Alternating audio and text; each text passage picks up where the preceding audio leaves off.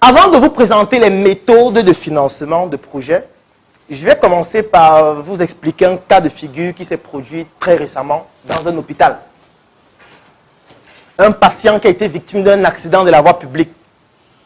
Il a perdu son pied gauche. Il arrive à l'hôpital, on lui dit, monsieur, on va amputer le pied. C'est fini. Il dit, ouais, docteur, donc je vais vivre sans pied. Faites quelque chose. On lui dit, on peut faire quelque chose pour vous. On peut vous greffer le pied de quelqu'un d'autre. Mais pour ça, il faudrait trouver quelqu'un qui est prêt à accepter qu'on prenne son pied pour mettre sur vous. Est-ce que vous avez l'argent? Il dit, non, j'ai l'argent. Cherchez les gens. Tu as besoin de combien pour ton projet? Bon, il est prêt à te donner 20 millions pour ton pied. Tu ne veux pas le financement? Ah. Moi, je croyais que tu voulais le financement. Hein. Non, que tu ne veux pas le financement. Toi, tu veux combien pour ton projet? 500 000. Il te donne 50 millions pour ton pied. Donc, tu ne veux pas le financement. Moi, je croyais que vous voulez le financement. Hein. Je croyais.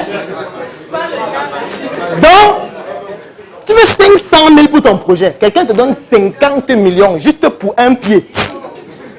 Et tu refuses. Avec les 50 millions là, tu pourras faire 10 projets, 100 projets. Parce qu'il y a aussi une autre règle qu'il faut retenir. C'est que si vous voulez faire un projet et vous disposez peut-être de 1 million, l'idéal c'est de lancer un projet de 100 000 et avoir le luxe d'échouer 10 fois. C'est l'idéal. C'est que si vous avez 1 million, au lieu de faire un projet d'1 million, c'est qui est stupide, parce qu'on sait comment ça va finir, c'est mieux de faire un projet de 100 000.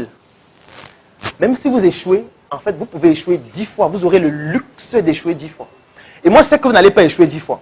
Parce que quand vous allez échouer la première fois, vous allez apprendre de vos erreurs. Ce que je vous recommande, parce qu'il y a certains qui n'apprennent pas de leurs erreurs et abandonnent totalement. Ou font les mêmes choses tout le temps en se disant que ça va changer un moment. Si vous apprenez réellement de vos erreurs et que vous optimisez progressivement, au bout de la 5e fois, 6e fois, 7e fois, vous allez trouver un vrai business model qui fonctionne jusqu'à gagner de l'argent. Par rapport à celui qui a voulu investir tous ses 1 million. Donc ça veut dire que, tu peux faire combien de projets de 500 000? 10 projets, on est déjà à 5 millions. 100 projets, ça fait 100 projets de 500 000. Ça fait 10 projets de 5 millions que tu peux faire. Juste en donnant seulement un pied.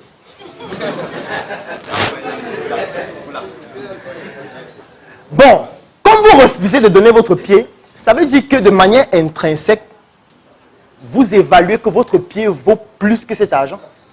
Et vous cherchez le financement pour faire quoi? Vous savez que vous avez déjà le financement. C'est fini. On peut finir la messe ici. La messe est finie. C'est une démonstration par l'absurde que votre capital humain, c'est déjà le financement.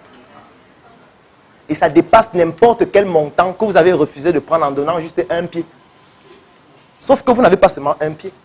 Vous avez 2 pieds, vous avez 2 mains, vous avez 2 yeux, vous avez un corps humain, vous avez un cerveau ultra puissant et vous cherchez encore le financement.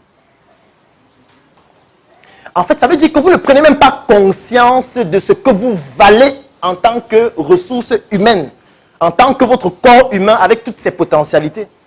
Donc la première étape, c'est d'abord de prendre conscience de ce que vous valez, de valoriser ce que vous valez. Et la tautologie est importante ici. Et quand vous aurez pu valoriser, quand vous auriez pu valoriser ce que vous valez, vous pourriez maintenant prendre l'argent de quelqu'un pour rendre exponentiel ce que votre capital humain. Si vous ne valorisez pas votre capital humain et vous pensez que c'est l'argent des autres qui va venir valoriser ça pour que vous puissiez gagner de l'argent, en fait, je sais comment ça va finir. C'est un témoignage. Ça finit en général par un témoignage. En général. Donc, maintenant, on va faire une deuxième pause.